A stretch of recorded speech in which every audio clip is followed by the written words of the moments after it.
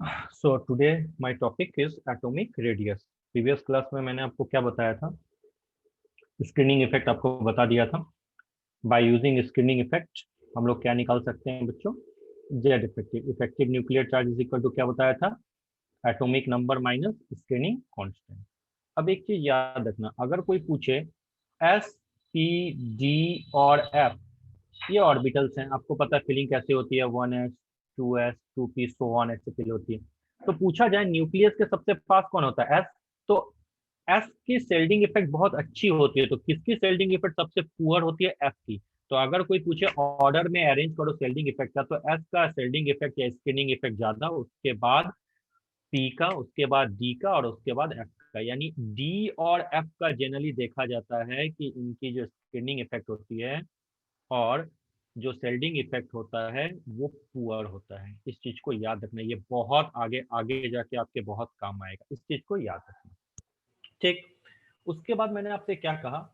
when we move along the period when we move along the period effective nuclear charge increases due to this reason, जो size जो होगा बच्चों वो decrease करता है।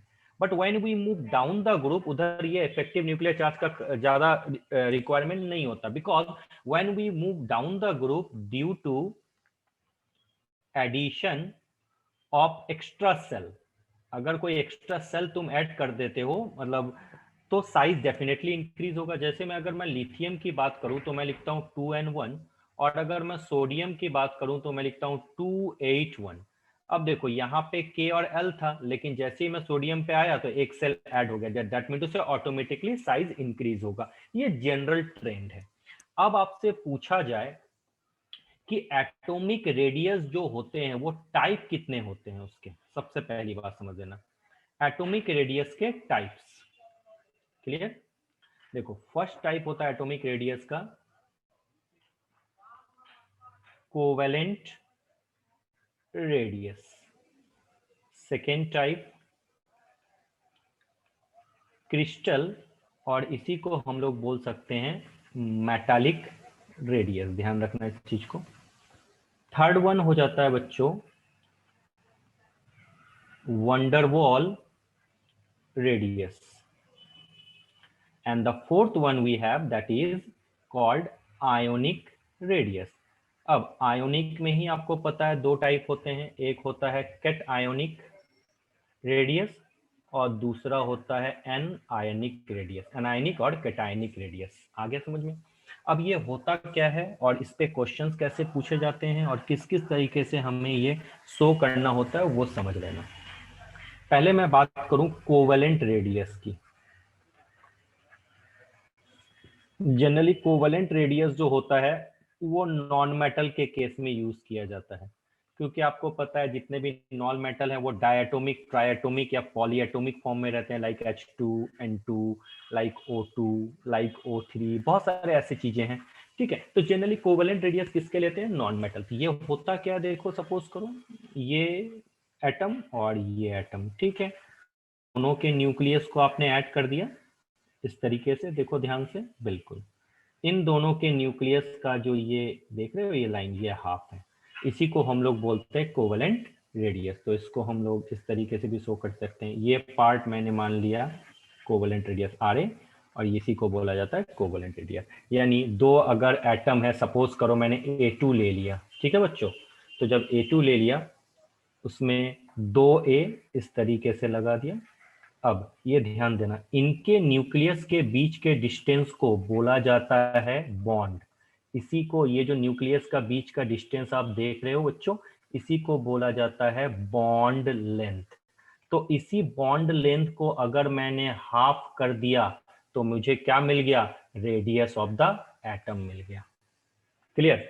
तो पहला formula how to find the radius, तो सपोज करो अगर रेडियस है तो लिखोगे radius of A is equal to bond length divided by 2। जैसे सर्कल में आपने पढ़ा था ना, radius equal to diameter divided by 2, उसी तरह से बॉन्ड लेंथ डिवाइडेड बाय 2। अब सपोज करो इस बार दो डिफरेंट एटम है ए एंड डी, इस चीज को समझते जाना।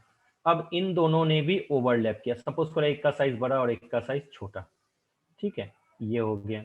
अब इसका हाफ अगर कर दो, देखो इस जगह पे, तो यहां से इसका डिस्टेंस हो जाएगा आर ए और इसका डिस्टेंस हो जाएगा आर बी। ठीक है, दोनों तो सेम नहीं हो सकते क्योंकि साइज अलग अलग है। इस केस में रिलेशन होता है बॉन्ड लेंथ, मींस ए और बी के बीच में जो बॉन्ड लेंथ मतलब क्या होता है, इन दोनों के न्यूक्लियस के बीच का डिस्टेंस। तो D A B is equal to क्या लिखोगे, R A plus R B, ये एक फॉर्मूला हो गया। अब अगर आर ए गिवन है और बॉन्ड लेंथ गिवन है तो तुम आर बी निकाल सकते हो। अच्छा, अब सपोज करो इस जगह पे एक कंडीशन है कि ये दोनों जो एटम है इनकी इलेक्ट्रोनेगेटिविटी ऑलमोस्ट ऑलमोस्ट क्या है, सेम है।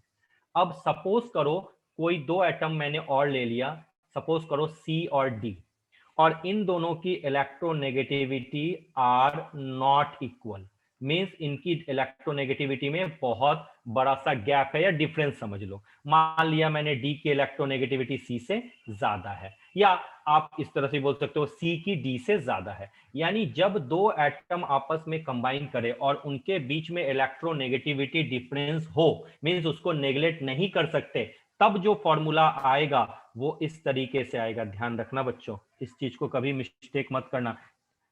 इसको इस तरीके से लिखेंगे, D A B bond length is equal to R A plus R B plus 0.09 is equal to X D minus X C, मतलब उनके बीच का इलेक्ट्रोनेगेटिविटी डिफरेंस लेना है। ये फॉर्मूला है, और इसको मैंने नहीं, इसको बोला जाता है स्टीवेंसन एंड शूमेकर फॉर्मूला।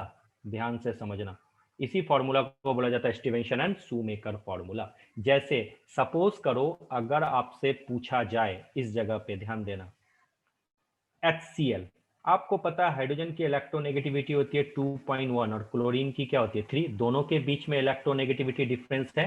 तो अब आपसे पूछा जाए कि इसके लिए इन तीनों में से कौन सा फॉर्मूला यूज करोगे, तो आप बोलोगे सर ये फॉर्मूला। यानी सपोज करो ऐसे क्वेश्चन में मैंने आपको दे दिया और इस क्वेश्चन में आपसे पूछा जाए कि बताओ बच्चों क्लोरीन का जो होगा वो आपका क्या रेडियस होगा, और हाइड्रोजन का रेडियस मैंने मान लिया 0.35 एंगस्ट्रॉम गिवन है।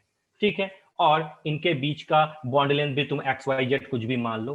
तो इस केस में हम लोग जो फॉर्मूला पुट करेंगे, सपोज HCl आपके गिवन है और आपसे पूछा जाए कि हाइड्रोजन का जो आपका रेडियस है वो 0.35 है, क्लोरीन का मैंने मान लिया एक्स एंगस्ट्रॉम, तो पूछा जाता है, और इनका बॉन्ड लेंथ मान लिया मैंने वाई एंगस्ट्रॉम, तो आपसे पूछा जाता है बोलो क्लोरीन का रेडियस क्या होगा, तो क्या होगा याद करो, D A B is equal to क्या लिखते हैं जल्दी बता दो, R A plus R B is equal to 0.09 X से माइनस एक्स बी, यही तो फॉर्मूला है। चलो डी ए बी के जगह मतलब बॉन्ड लेंथ के जगह क्या लिख दिया वाई, आर ए मतलब हाइड्रोजन मान लो, लिख दिया 0.35, आर बी मतलब क्लोरीन मान लो, मान लिया इसको एक्स प्लस 0.09। अब इलेक्ट्रोनेगेटिविटी क्लोरीन की कितनी होती है 3, हाइड्रोजन की कितनी होती है 2.1। अब जब इसको तुम सॉल्व कर लोगे you will get the value of radius of anything. तो जैसे जैसे आपके फॉर्मूला गिवन होंगे वैसे वैसे जैसे जैसे आपके क्वेश्चन गिवन होंगे वैसे वैसे आपको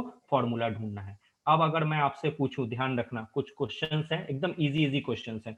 अगर मैं बोलूं क्लोरीन क्लोरीन बॉन्ड लेंथ आपके गिवन है 1.98 एंगस्ट्रॉम, तो आपको बताना है क्लोरीन का रेडियस, जल्दी बताओ, लेट में नहीं करना है। अब आपको गिवन है हाइड्रोजन हाइड्रोजन बॉन्ड लेंथ आपके गिवन है 0.74 एंगस्ट्रॉम। अब आपको रेडियस ऑफ हाइड्रोजन बताना है। ये छोटे छोटे चीजें, हाँ आराम से प्रैक्टिस करते रहो, practice makes the person perfect. ठीक है, उसके बाद आपके गिवन है carbon carbon bond length given है इन डायमंड। ठीक है, carbon carbon bond length given है इन डायमंड 1.54 एंगस्ट्रॉम, तो आपको बताना है कार्बन का रेडियस बता दो बच्चों। ठीक है, उसके बाद अब आपके गिवन है CCl4 में। ठीक है, CCl4 में कार्बन और क्लोरीन का बॉन्ड लेंथ गिवन है बच्चों 1.76 एंगस्ट्रॉम। ठीक है, और क्लोरीन का रेडियस आपका गिवन है 0.99 एंगस्ट्रॉम, तो आपको बताना है कार्बन का रेडियस क्या है। ठीक है, क्या बोला मैंने, बताना है आपको कार्बन का रेडियस क्या है। चलिए ध्यान देना है, ठीक है। और एक चीज याद रखना, कार्बन और क्लोरीन में इस केस में ऑलमोस्ट ऑलमोस्ट इसका डायपोल मोमेंट 0 होता है, ठीक है। तो इस केस में आपको इलेक्ट्रोनेगेटिविटी डिफरेंस लेने का जरूरत नहीं है, डायरेक्टली फॉर्मूला लगाओगे Rc प्लस RCl। इस चीज को थोड़ा सा ध्यान रखना, वैसे प्रैक्टिस करते करते आ जाएगा, कोई प्रॉब्लम नहीं है। अच्छा जी, उसके बाद चलिए इसको करते जाइए, और मैं एक दो क्वेश्चन और देख रहा हूँ।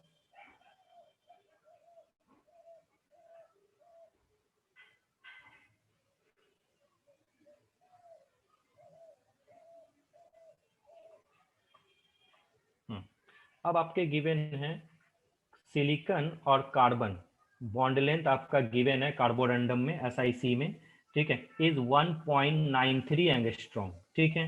अब आपको ढूंढना है कि रेडियस ऑफ सिलिकॉन क्या है। अगर गिवन है radius of carbon is 0.77 angstrom, ये आप ढूंढ के बताओ। किस तरीके से हम इन क्वेश्चनों को सॉल्व करेंगे, एक बार चेक करो, इजीली आपसे बन जाएगा। ऐसा कुछ मतलब कुछ ऐसा स्पेशल नहीं है जो आपसे नहीं बन सकता, तो जल्दी जल्दी एक बार ट्राई करते जाओ।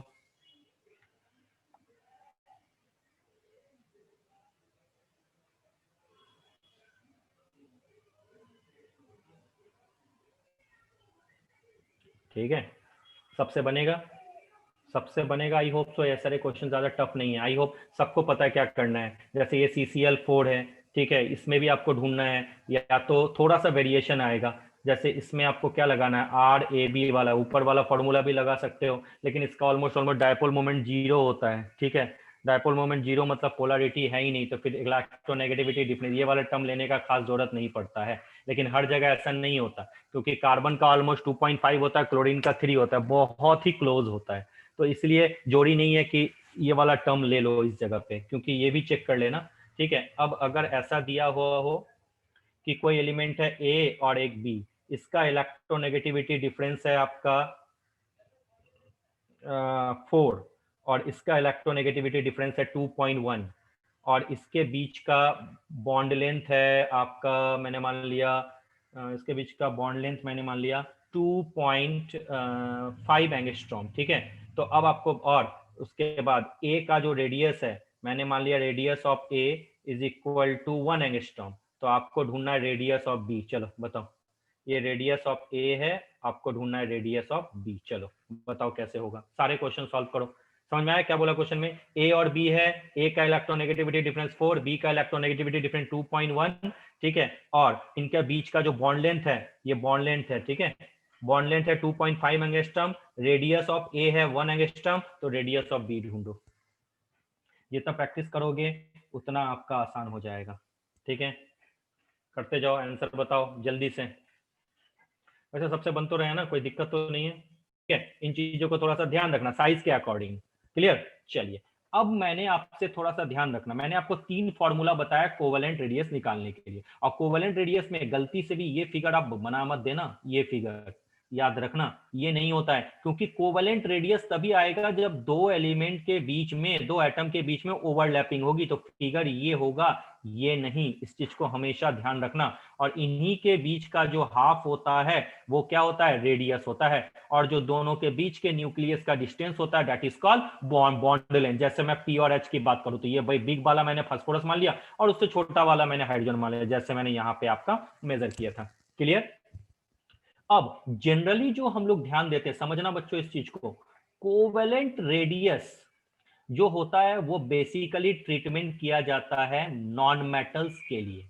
लेकिन अगर मैं बात करूं मेटल्स के लिए, तो याद रखना मेटल्स के लिए कोवेलेंट रेडियस नहीं आता, उनके लिए कौन सा रेडियस आता है बच्चों, क्रिस्टल रेडियस। और इसी को हम लोग बोलते हैं मेटालिक रेडियस, याद रखना इस चीज को। क्या बोला मैंने, क्रिस्टल रेडियस और कोवेलेंट रेडियस। और इनका फिगर देखो इस तरीके से होता है, क्योंकि मेटल्स कभी भी आपस में ओवरलैप नहीं करते। जैसे मैं बोलूं सोडियम, सोडियम को तुम Na लिखते हो, Na2 नहीं लिखते, इसलिए कभी भी मेटेलिक रेडियस को शो करना तो इस तरीके से ओवरलैपिंग करके अगर आप शो करोगे तो गलत हो जाएगा, क्योंकि मेटल्स में एटम एक दूसरे के पास रहते हैं क्रिस्टल के फॉर्म में। सबको पता है, सॉलिड स्टेट में आपने पढ़ा, लेकिन उनके बीच में ओवरलैपिंग नहीं होती। हाँ, उनके बीच में एक फोर्स ऑपरेट होता है और उस फोर्स को हम लोग बोलते हैं मेटालिक फोर्स, या इनके बीच में जो बॉन्ड होता है उसी को एक स्पेशल बॉन्ड बोला जाता है। सबने पढ़ा होगा मेटालिक बॉन्ड, पढ़ा है क्या मेटालिक बॉन्ड कैसे होता है? मेटालिक बॉन्ड कैसे बनता है सबको पता है? मेटालिक बॉन्ड बनता है जैसे Na लिख दिया तो आपको पता है Na किस फॉर्म में होता है, Na प्लस, और एक इलेक्ट्रॉन लूज करता है। तो इस तरह से इनके बीच में पॉजिटिव आयन और इलेक्ट्रॉन के बीच में जो बॉन्ड एग्जिस्ट करता है, जो फोर्स एग्जिस्ट करता है, उसी को बोला जाता है मेटालिक बॉन्ड। तो मेटल के केस में जो बॉन्ड होगा वो मेटालिक बॉन्ड है और ये ओवरलैपिंग नहीं होता। अब जब मैं लिखूं ये एक मेटल का एटम और ये एक मेटल का एटम, इनके न्यूक्लियस के बीच का जो डिस्टेंस होगा वही हो जाएगा बच्चों क्या, रेडियस ऑफ द मेटल। या इंडिपेंडेंटली भी मैं लिख दूं कि उनका जो रेडियस है, ये लास्ट ऑर्बिट से उनके न्यूक्लियस का डिस्टेंस जो होगा, उन्हीं को हम लोग बोलते हैं मेटालिक रेडियस। माइंड में सेट। मेटालिक रेडियस को ही दूसरा नाम बोलते हैं क्रिस्टल रेडियस। क्यों क्रिस्टल रेडियस बोलते हैं? सबने थोड़ा बहुत सबको पता है कि जो मेटल होते हैं वो किसके फॉर्म में एग्जिस्ट करते हैं, जल्दी बता दो। मेटल्स एग्जिस्ट करते हैं बच्चे लोग क्रिस्टल के फॉर्म में। और क्रिस्टल किस तरह से आपने पढ़ा होगा, cube, cuboid, tetragonal, hexagonal, rhombic, orthorhombic, monoclinic, triclinic, इसीलिए इस तरह से फॉर्म में होते हैं ना, इस तरीके से फॉर्म में, इसीलिए इनको बोलते हैं क्रिस्टल रेडियस। तो और मेटल्स के बीच में जो फोर्स होता है उसको क्या बोलते हैं, मेटालिक फोर्स, यानी उनका जो बीच में बॉन्ड होता है उसको बोलते हैं मेटालिक बॉन्ड। लेकिन कोवेलेंट कंपाउंड यानी जो नॉन मेटल्स के बीच में होता है उस फोर्स को बोलते हैं कोवेलेंट फोर्स। या उसी को आगे जाके बढ़ोगे बहुत सारे और कैटेगरीज आएंगे, जब वो ओवरलैप नहीं करेंगे तब। जब वो ओवरलैप करेंगे तो उनके बीच में जो फोर्स होगा that is equal to the force, chemical bond के इक्वल होगा, यानी कोवेलेंट फोर्स के इक्वल हो जाएगा। क्लियर? माइंड में सबका सेट, इस जगह पे कोई प्रॉब्लम नहीं है। अब जब हम इस फिगर और इस फिगर को देखते हैं तो देखो तो यहाँ पे ओवरलैपिंग हुआ तो डेफिनेटली साइज डिक्रीज किया, यहाँ ओवरलैपिंग नहीं हुआ। तो डेफिनेटली जब हम मेटल्स की बात करें तो याद रखना कि जो मेटालिक रेडियस है या क्रिस्टल रेडियस है वो हमेशा ग्रेटर होगा बच्चों कोवेलेंट रेडियस के। और इसको इस तरीके से भी आप समझ सकते हो, आप when we move along the period, तो आपको पता है जैसे हम अलोंग द पीरियड मूव करते हैं तो इस साइड लेफ्ट साइड आपके क्या होते हैं, मेटल, और राइट साइड में बात करूं नॉन मेटल। और जैसे ही मेटल से नॉन मेटल की तरफ हम जाते हैं तो साइज क्या होता है, डिक्रीज करता है। क्लियर? माइंड में सेट हो गया। मेटालिक रेडियस किसके केस में हम लोग लेते हैं, मेटल के केस में लेते हैं। और इनके बीच में जो फोर्स होता है it is equivalent to the metallic bond. Metallic bond आप लोग जानते हो, नहीं जानते हो कोई प्रॉब्लम नहीं है, केमिकल बॉन्डिंग में मैं आपको पढ़ाने वाला हूं। उसके बाद आता है बच्चों आपका वंडरवॉल फोर्सेस, याद रखना। वंडरवॉल वंडरवॉल रेडियस, उसके बाद फोर्स बताऊंगा।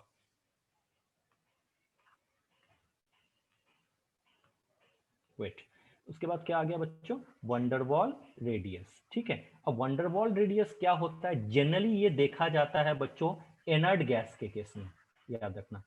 क्यों? क्योंकि इनर्ट गैसेस जो होते हैं वो आपस में बॉन्ड नहीं बनाते। तो वंडरवॉल रेडियस भी नॉन मेटल के केस में ही आएगा, लेकिन कैसे नॉन मेटल, इस बार इनर्ट गैस लेंगे। तो क्या होता है देखो ध्यान से, ये आपका इस तरीके से इसको फिगराइज करते हैं। इनके बीच का जो हाफ होता है इसको हम लोग क्या बोलते हैं, कोवेलेंट रेडियस।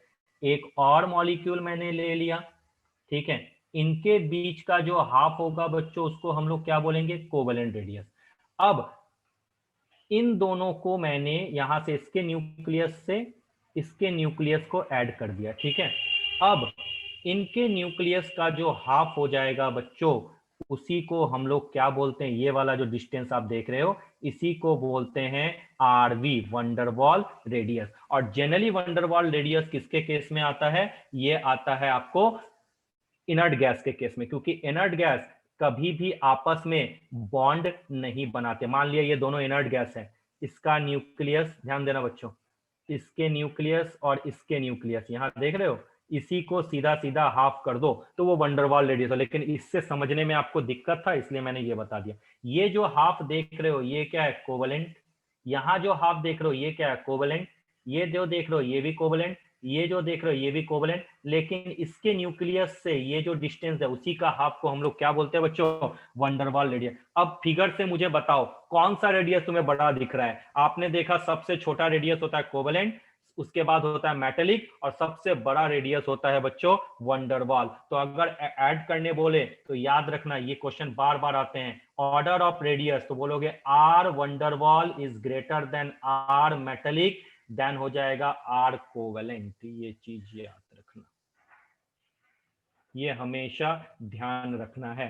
अब एक चीज, अब यहाँ पे थोड़ा सा यहाँ पे समझने वाली बात है, जब हम अरेंज करते हैं तो हम lithium, beryllium, boron, carbon, nitrogen, oxygen, fluorine तक जाते हैं, इस चीज को याद रखना। और अगर ऑर्डर में अरेंज करने देखे तो आपने बोला lithium, sir beryllium, boron, carbon, nitrogen, oxygen and fluorine, ये आप लिख के आ जाते हो। लेकिन बहुत कम देखा होगा इसके इस साइड नियन लिखते हुए, क्योंकि जब मैं फ्लोरीन से नियन की तरफ जाता हूं तो याद रखना बच्चों, साइज साइज डिक्रीज नहीं करता, साइज क्या होता है बच्चों, इंक्रीज करता है। इस चीज को याद रखना। बिकॉज क्यों, क्योंकि जो ये नियन है ये इनर्ट गैस है, और जब इनर्ट गैस है तो इनका इसका जो रेडियस हम हमेशा ट्रीट करेंगे बच्चों, वो वंडरवॉल रेडियस ट्रीट करते हैं। और फ्लोरीन का जनरली ट्रीट किया जाता है कौन सा रेडियस बच्चों, कोवेलेंट रेडियस। अब बताओ कौन सा रेडियस ज्यादा, अभी बोला वंडरवॉल रेडियस कोवेलेंट रेडियस से ज्यादा। तो इसीलिए फ्लोरीन का जो रेडियस होता है, साइज जो होता है, वो नियन से बच्चा क्या हो जाता है, कम। इसीलिए जितने भी क्वेश्चन आते हैं यहीं तक अरेंज करते हैं, आगे नहीं देते। और जब आगे देते हैं तो वो मेंशन करते हैं कि सबका वंडरवॉल रेडियस ले लो। समझ में आया। तो अगर मैं बात करूं हीलियम, नियन, आर्गन, क्रिप्टन, जेनन और रेडन की, तो याद रखना इन सब के रेडियस को हम लोग आरवी से शो करेंगे, वंडरवॉल रेडियस से। क्यों वंडरवॉल रेडियस बड़ा होता है, क्योंकि आपको पता है वंडरवॉल फोर्स क्या होता है, सबसे वीक होता है। अगर वीक फोर्स है तो साइज बड़ा हो जाएगा, क्योंकि उनका आपस में, अगर मैं बोलूं इनके बीच का फोर्स ज्यादा है तो ये लोग पास आएंगे, पास आएंगे तो क्या होगा, डिस्टेंस कम, डिस्टेंस कम होगा तो आपको पता है बच्चों क्या होगा, साइज डिक्रीज होता जाएगा। लेकिन अगर मैं बोलूं इन दोनों के बीच में फोर्स बहुत वीक है तो इनके बीच का डिस्टेंस ज्यादा, और इनके बीच का डिस्टेंस ज्यादा तो उसी का हाफ क्या हो जाता है बच्चों, वंडरवॉल रेडियस। इसीलिए वंडरवॉल रेडियस हमेशा सबसे बड़ा रेडियस होता है। और जनरली वंडरवॉल रेडियस हम लोग किसके लिए लेते हैं, अभी बताया मैंने, हम लोग वंडरवॉल रेडियस ले लेंगे बच्चों सिर्फ और सिर्फ इनर्ट गैस के लिए। माइंड में सबके सेट, आई होप सो सबके यहां तक सेट हो चुका है। किसी को यहाँ पे कोई डाउट है तो पूछ लो। अभी तक हम लोग वंडरवॉल रेडियस पढ़ चुके हैं, मेटेलिक रेडियस आपको मैंने बता दिया, ठीक है। उसके बाद कोवेलेंट रेडियस भी मैंने आपको बता दिया। इसमें अभी तक अगर किसी को डाउट है तो पूछ लो, नहीं डाउट है तो कोई बात ही नहीं है। आ गया सबको समझ में, चलिए बहुत अच्छी बात है। तो अब मैं आराम से आपको बता सकता हूं कि अगर मैं पीरियड में बात करूं, इन अ पीरियड या अलोंग द पीरियड में बात करूं, ज्यादा बेटर होगा अलोंग द पीरियड लिखता हूं।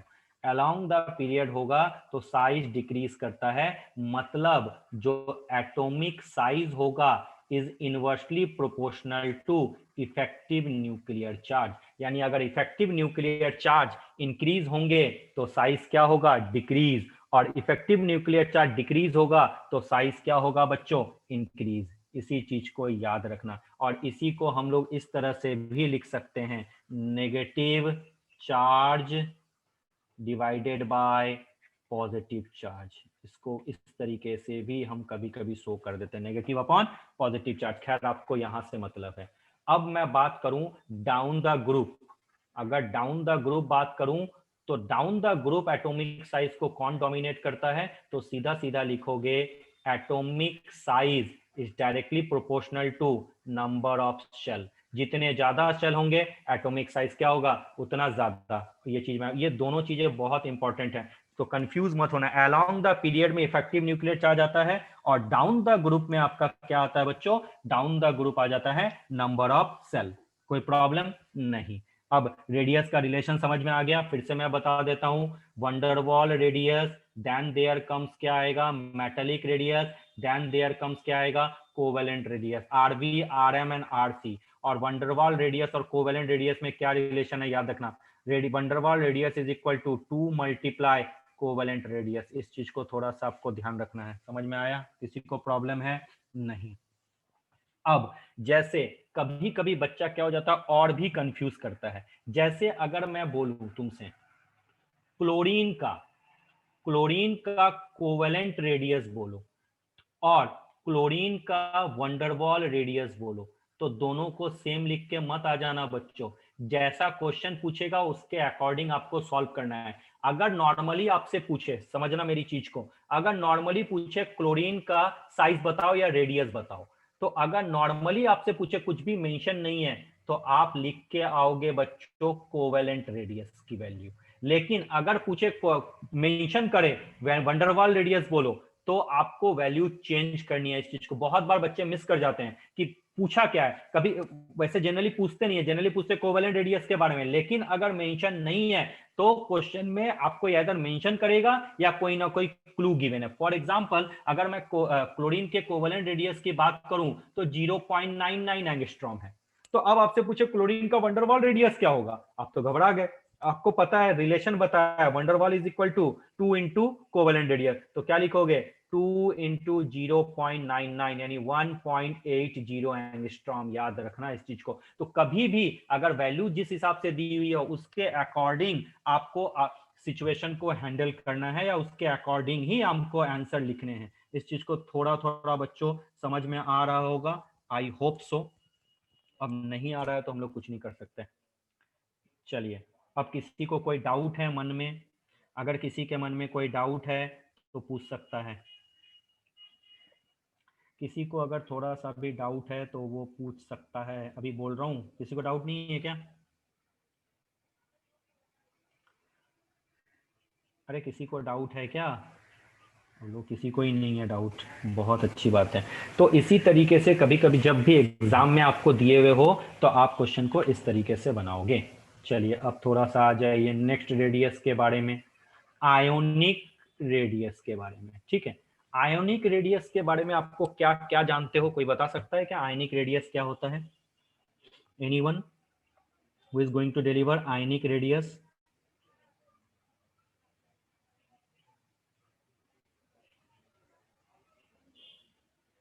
कोई बताएगा आयोनिक रेडियस के बारे में? माइक ऑन करो और बताओ।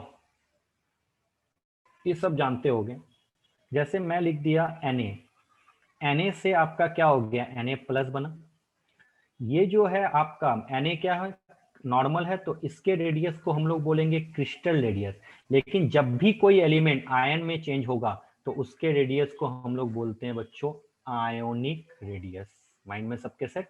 जैसे Mg है, अब Mg आपके किस में चेंज हो गया, Mg2 प्लस में, तो Mg के रेडियस को हम लोग क्या बोल सकते हैं बच्चों, क्रिस्टल रेडियस। लेकिन Mg2 प्लस के रेडियस को हम लोग क्या बोलेंगे, आयोनिक रेडियस। अब अगर आइसो इलेक्ट्रॉनिक स्पीसीज हो, ध्यान से देखना, आइसो इलेक्ट्रॉनिक स्पीसीज, अगर आपसे कोई पूछा जाए what are isoelectronic species, याद करो मैंने बताया था ऐसे species which contain same number of electron, जिसके नंबर ऑफ इलेक्ट्रॉन सेम हो उनको हम लोग क्या बोलते हैं, आइसो इलेक्ट्रॉनिक। जैसे मैं लिख दूं Na plus, Mg2 plus, Al3 plus, ये क्या है, आइसो इलेक्ट्रॉनिक स्पीसीज है। तो आइसो इलेक्ट्रॉनिक स्पीसीज के केस में पूछा जाए इनको साइज के ऑर्डर में अरेंज करो, तो सबको मैंने ट्रिक बताया था, more the positive charge less the size. यानी अगर ऑर्डर में अरेंज करें तो Na प्लस का साइज ज्यादा देन Mg2 प्लस और देन Al3 प्लस। ठीक है, और अगर इसमें मैं एनायन लिखूं जैसे O2 माइनस, F माइनस और N3 माइनस, मैंने क्या बोला था याद करो, more the negative charge more the size. तो इस बार किसका साइज ज्यादा होगा, N3 माइनस, O2 माइनस और F माइनस। क्लियर बच्चों? यहाँ तक तो आई होप सो कोई प्रॉब्लम नहीं है। ये चीजें आप लोगों को छोटी छोटी चीजें याद भी आ रही होगी, हाँ सर ये चीजें तो आपने बताई थी। ठीक है, अब इसको ढूंढने का एक टेक्निक भी मैं आपको बता देता हूं। जैसे अगर आपसे पूछे कि देखो इस चीज को Na और Na प्लस में, एक मिनट पार्डन,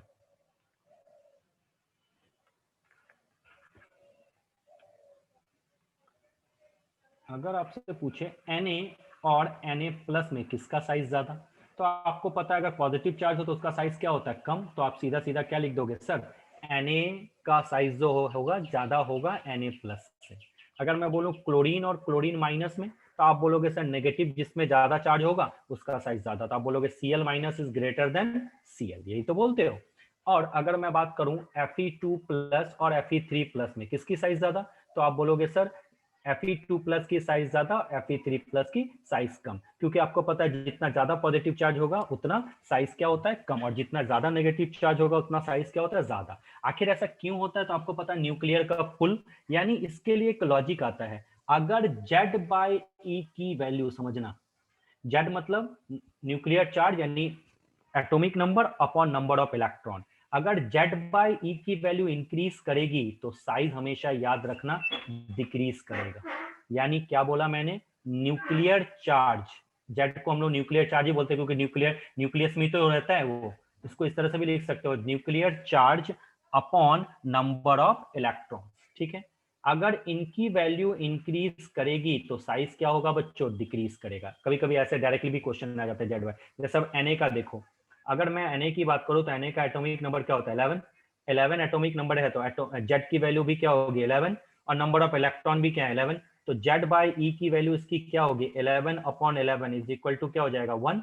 अब मैं बात करूं Na प्लस की, तो Na प्लस का एटॉमिक नंबर तो 11 है, और नंबर ऑफ इलेक्ट्रॉन, एक इलेक्ट्रॉन लूज किया तो 10 हो गया, तो Z/E की वैल्यू देखो तो क्या होगा 11/10 यानी 1.1। अब बताओ Na और Na प्लस में किसके लिए Z/E की वैल्यू ज्यादा, Na प्लस की। क्या मैंने बताया, if Z/E value increases size decreases, इस चीज को ध्यान रखना, ये वाला VVI।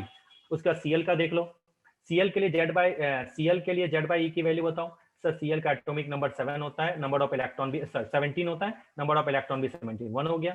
अब Cl माइनस में नंबर ऑफ, आपको पता है एटॉमिक नंबर तो इसका सेम होगा 17, लेकिन नंबर ऑफ इलेक्ट्रॉन क्या है 1 माइनस, मतलब 1 ज्यादा, 17/18, 17/18 की वैल्यू क्या होगी, डेफिनेटली जो होगी 1 से कम होगी, यानी अराउंड 0.95 के आसपास होगी। अब देखो Cl माइनस के लिए Z/E की वैल्यू कितनी आई 0.95, और क्लोरीन के लिए Z/9 की वैल्यू Z/E की वैल्यू कितनी आई 1। अब आपको पता है Z/E इंक्रीजेस साइज डिक्रीज है, तो इस तरीके से आप अगर अरेंज करके देखो किसी भी केस में, तो आपको पता चल जाएगा क्यों एनायन का साइज बड़ा होता है और क्यों कैटायन का साइज छोटा होता है। तो इसको हम लोग न्यूक्लियर चार्ज अपॉन Z/E के वैल्यू से भी ढूंढ सकते हैं। और अगर भूल जाओ तो भी मैंने आपको ट्रिक बता दिया था, more the positive charge more the positive charge less the size, more the negative charge more the size। सबको याद है इस चीज को, आई थिंक सबको याद है, क्लियर। तो हम लोग सीधा सीधा यहाँ पे एक चीज निकल के आ गया कि size of cation is inversely proportional to charge, inversely proportional to amount of positive charge, यानी जितना ज्यादा पॉजिटिव चार्ज होगा अमाउंट ऑफ पॉजिटिव चार्ज उतना ज्यादा साइज क्या होगा बच्चों, कम हो जाएगा। किसी भी तरीके से आप बना लो, आप इजीली हर क्वेश्चन को सॉल्व कर सकते हो अगर आपके पास कैलिबर है। चलिए अब आपके लिए क्वेश्चन है, ध्यान देना बच्चों। H माइनस H प्लस और H को अरेंज करो साइज में, उसके बाद Mn2 प्लस Mn7 प्लस को अरेंज करो, ठीक है। उसके बाद N3 minus O2 minus K plus और Ca2 प्लस में बताओ साइज को कंपेयर करो, पहले इन दोनों में कंपेयर करो फिर इन दोनों में कंपेयर करो और आंसर बताओ। फिर आपको बताना है I माइनस और I प्लस को साइज के अकॉर्डिंग अरेंज करो। जिसको भी डाउट है वो पूछते जाओ, क्योंकि रुकना नहीं है, कहीं कहीं से भी क्वेश्चन आ सकता है और आपको हमेशा ही रेडी रहना होगा। जो जो चीजें मैं बता रहा हूँ बस उसको थोड़ा थोड़ा ध्यान से देखते जाओ, है ना।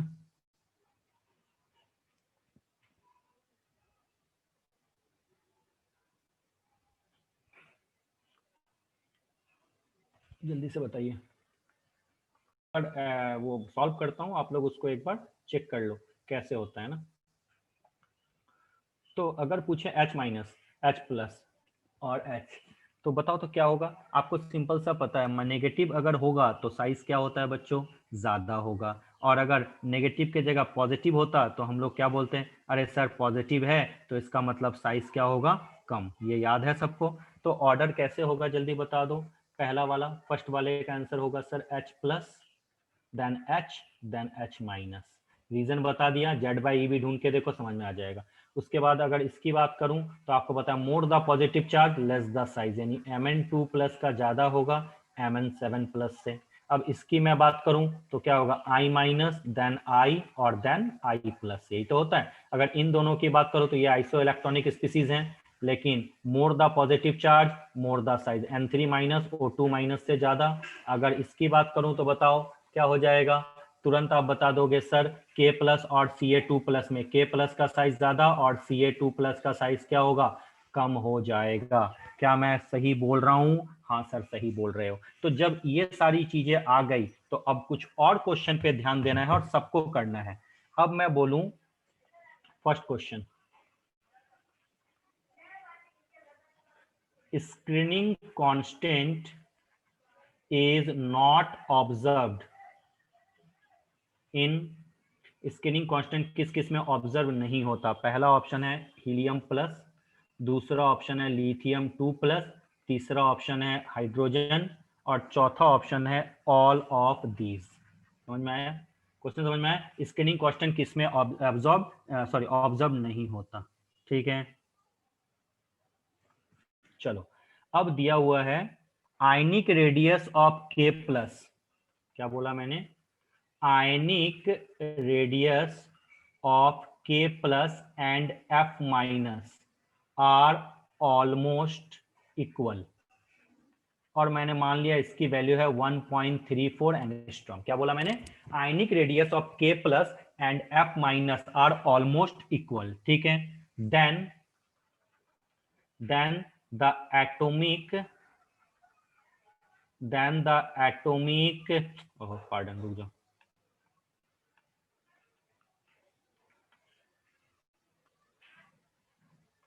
then the atomic radii of potassium and fluorine क्या होगा। ध्यान से देखना, मैं ऑप्शन आपको दे रहा हूं। फर्स्ट ऑप्शन आपकी वैल्यू है 1.34 एंड 1.34 दोनों का सेम। बी ऑप्शन आपका गिवन है 0.72 और 1.96। सी ऑप्शन आपका गिवन है 1.96 एंड 0.72, ये 96 है, ठीक है। और डी ऑप्शन आपका है 1.96 और 1.34। आई होप सो विजिबल है। फर्स्ट ऑप्शन दोनों का सेम होगा, B option 0.72 1.96, C option 1.96 0.72, D option 1.96 and 1.34। चलो पहले बताओ इस दोनों का आंसर बताओ जल्दी से। आ गया क्या आंसर सबके? चलिए, स्क्रीनिंग इफेक्ट किसमें ऑब्जर्व नहीं होता। आपको पता है इसके पास कितने इलेक्ट्रॉन है, तुरंत बोलोगे सर इसके पास 1 इलेक्ट्रॉन है। इसके पास कितने इलेक्ट्रॉन है, 1 इलेक्ट्रॉन। इसके पास 1 इलेक्ट्रॉन। आपको पता है 1 इलेक्ट्रॉन के लिए स्क्रीनिंग कांस्टेंट कैसे ढूंढते हैं। मेरा रूल क्या था, पहले तो 1 इलेक्ट्रॉन को हटा दो, उसके बाद जब इसके 1 इलेक्ट्रॉन को हटा दिए तो ढूंढेंगे कैसे, यानी इसके लिए क्या होगा, ऑल ऑफ दीज। अब बताओ आयनिक रेडियस K प्लस और F माइनस दोनों का क्या है, 1.34 एंगस्ट्रॉम है। क्लियर बच्चों? यस। अब आपको पता है हमेशा प्लस का जो चार्ज होता है अपने जो आयनिक एटम होते हैं उससे, जैसे मैं बोलूं K और K प्लस में किसका साइज ज्यादा होगा, तो आप बोलोगे सर K का साइज ज्यादा होगा K प्लस से। यानी अगर K प्लस का साइज 1.34 एंगस्ट्रॉम है तो डेफिनेटली K का साइज क्या होगा, 1.34 से ज्यादा होगा। और अगर F माइनस का साइज 1.34 है तो डेफिनेटली F का साइज क्या होगा, F माइनस से कम होगा। तो कौन सा ऐसा इक्वेशन है जहां फर्स्ट ऑप्शन, फर्स्ट जो है वैल्यू जो होती है वो ज्यादा है। आप देखो फर्स्ट ऑप्शन में दोनों का सेम नहीं हो सकता, क्योंकि कैटायन का साइज जो होता है अपने पेरेंट एटम से हमेशा छोटा। तो जो K प्लस का जो K का साइज होगा 1.34 से ज्यादा। ये देखो सी ऑप्शन, सी ऑप्शन में आप देख सकते हो कि K का साइज यहाँ पे दिया हुआ 1.96 और F माइनस का साइज दिया 0.72, क्योंकि 1.34 से ये कम है। तो कभी कभी अगर इस टाइप के क्वेश्चन अगर आपको गिवन है तो घबराने की बात नहीं। क्या बोला मुझे समझ में आया? मैं फिर से इसको रिपीट कर देता हूँ। K प्लस का साइज दिया हुआ है 1.34 एंगस्ट्रॉम, तो के का साइज क्या होगा, के का साइज डेफिनेटली ग्रेटर होगा 1.34 एंगस्ट्रॉम से। और अगर एफ माइनस का साइज आपका गिवन है 1 मिनट जो, और अगर एफ माइनस का साइज आपका गिवन है 1.34 एंगस्ट्रॉम, तो एफ का साइज क्या होगा, डेफिनेटली लेस देन 1.34 होगा, क्योंकि आपको पता है कि एनायन का साइज अपने पेरेंट एटम से सबसे ज्यादा और कैटायन का साइज अपने पेरेंट एटम से कम। अब कौन सा कॉम्बिनेशन ऐसा शो करता है, जो भी कॉम्बिनेशन शो करे उसको आप आंसर कर लो। माइंड में सबके सेट आ गया, टाइप ऑफ रेडियस सबको आ गया, ठीक है। चलिए चलिए अब मुझे बताओ next, the screening effect of the screening effect of d electrons, d electrons का स्क्रीनिंग इफेक्ट क्या होगा, पहला option equal to p electrons, दूसरा option much more than p electrons, C option same as f electrons, और D option less than p electrons. चलो बताओ बच्चों, screening effect D electron में किसका ज्यादा, अरे वाह आंसर भी आ गया क्या, बहुत अच्छी बात है।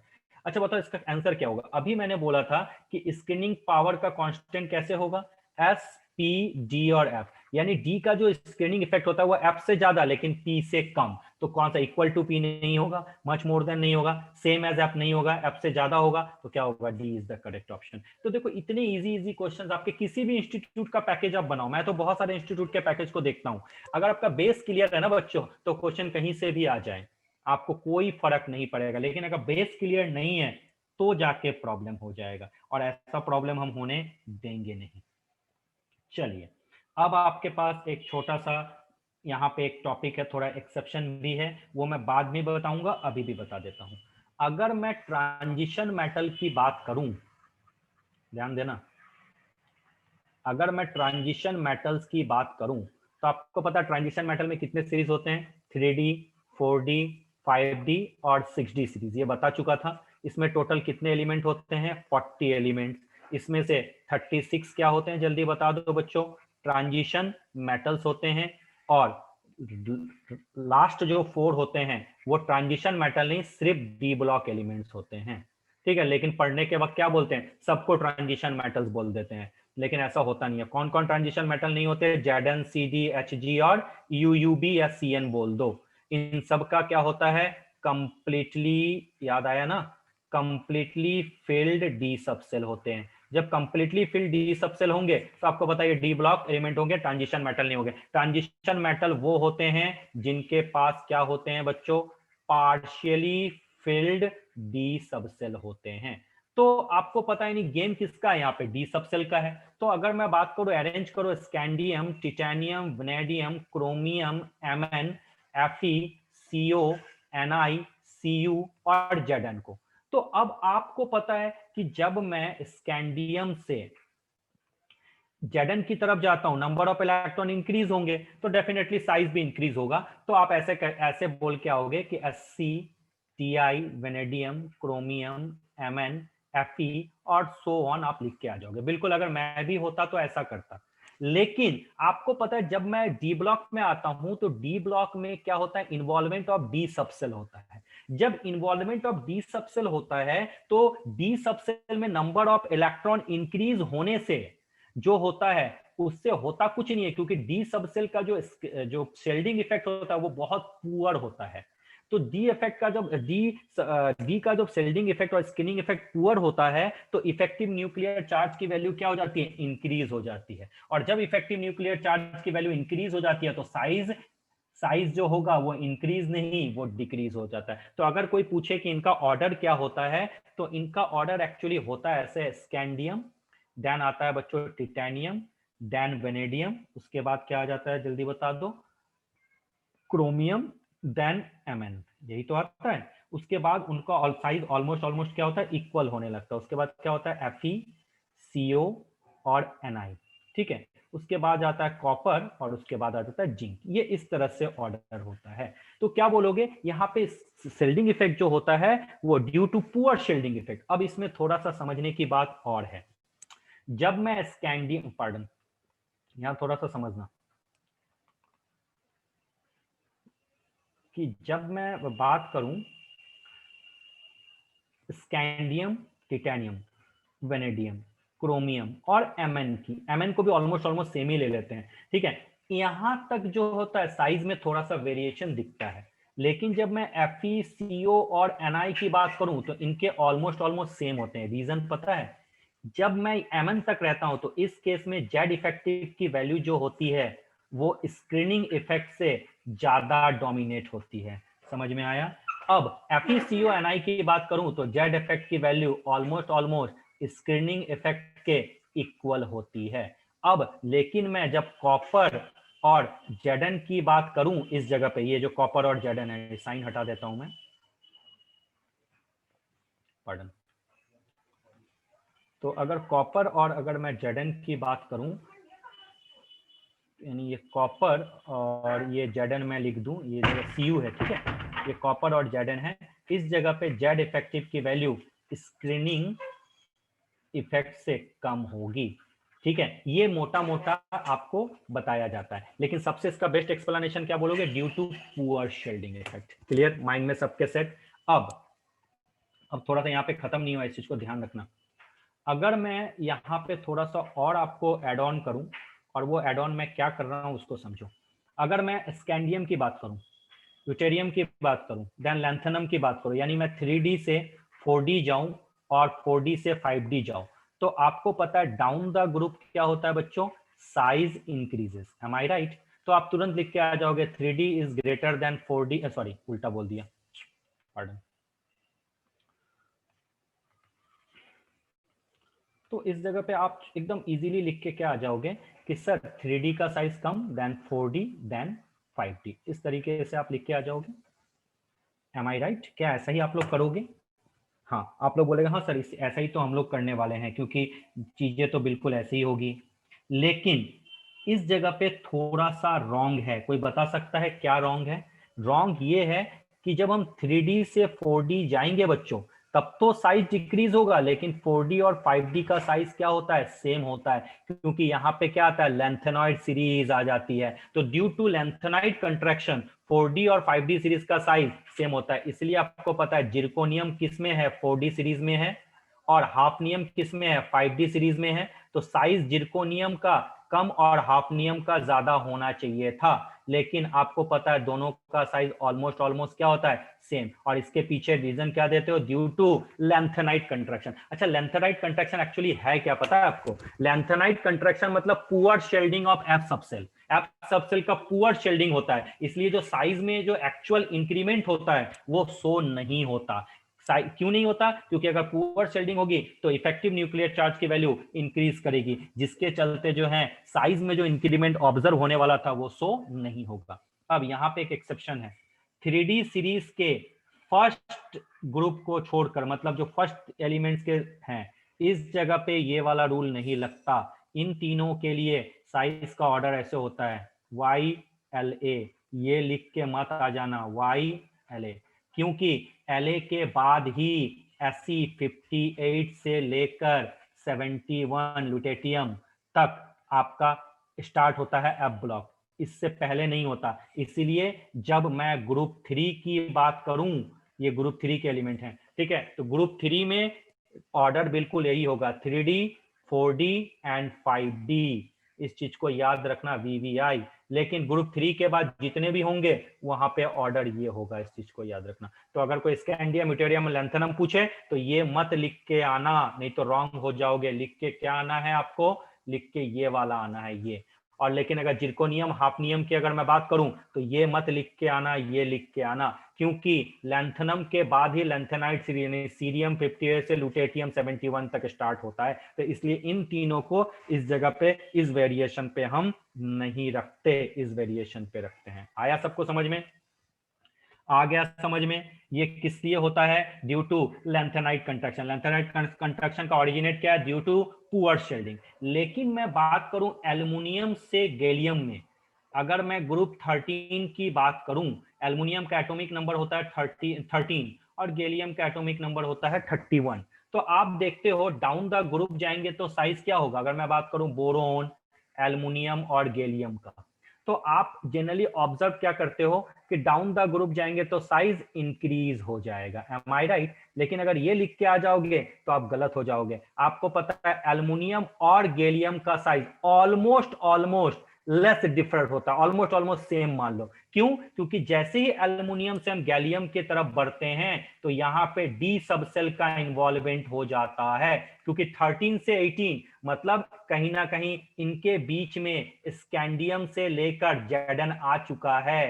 तो पुअर शेल्डिंग होने की वजह से, क्या बोलोगे? Due to poor shielding of D subshells, इसमें एल्युमिनियम और गैलियम का साइज ऑलमोस्ट ऑलमोस्ट क्या होता है? सेम होता है। और इसी को बोला जाता है ट्रांजिशन कंट्रैक्शन। कॉपी में लिख लो, ऊपर वाला क्या था? लैंथेनाइट कंट्रैक्शन, और नीचे वाले को बोला जाता है बच्चों ट्रांजिशन कंट्रैक्शन। तो अगर पूछे ट्रांजिशन कंट्रैक्शन किसके लिए होता है तो बोलोगे due to poor shielding of D subshell. Lanthanide और एक्टिनाइट कंट्रैक्शन किसके लिए होता है तो बोलोगे due to poor shielding effect of F subshell. Mind में सबका सेट? तो ये अगर थोड़ा बहुत आपके एक्सेप्शन आ जाए तो उन एक्सेप्शनों को, ये सब चीजों को थोड़ा सा ध्यान रखना। मैंने क्या बोला नहीं समझ में आया तो आपको फिर से पूछना है, क्योंकि जब तक एटॉमिक साइज के क्वेश्चंस को आप अच्छे तरीके से नहीं समझोगे तो क्वेश्चन आपका नहीं बनने वाला है। इस चीज को थोड़ा सा समझ में आना चाहिए। आ गया सबको समझ में? एटॉमिक साइज, कितने टाइप के एटॉमिक साइज होते हैं सारा मैंने आपको बता दिया। थोड़ा प्रैक्टिस करो। अब ज्यादा और क्लास नहीं बढ़ाएंगे, क्योंकि नेक्स्ट क्लास में जो है मैं आपको पढ़ाऊंगा आयनाइजेशन एनर्जी, उस पे बेस्ड न्यूमेरिकल, उसके बाद electron gain enthalpy, electron negativity, और जम के इस पे हम लोग क्वेश्चन की प्रैक्टिस करेंगे ताकि कोई छूटे नहीं। क्लियर? तो चलो आज का क्लास यहीं खत्म करते हैं बच्चों। किसी को डाउट है क्या? ऐसा कोई स्टूडेंट जिसको थोड़ा बहुत भी डाउट हो तो वो पूछ सकता है। किसी को डाउट है? किसी को ही कुछ भी नहीं है। हाँ चलो ठीक है, ये पढ़ के आना, ठीक है।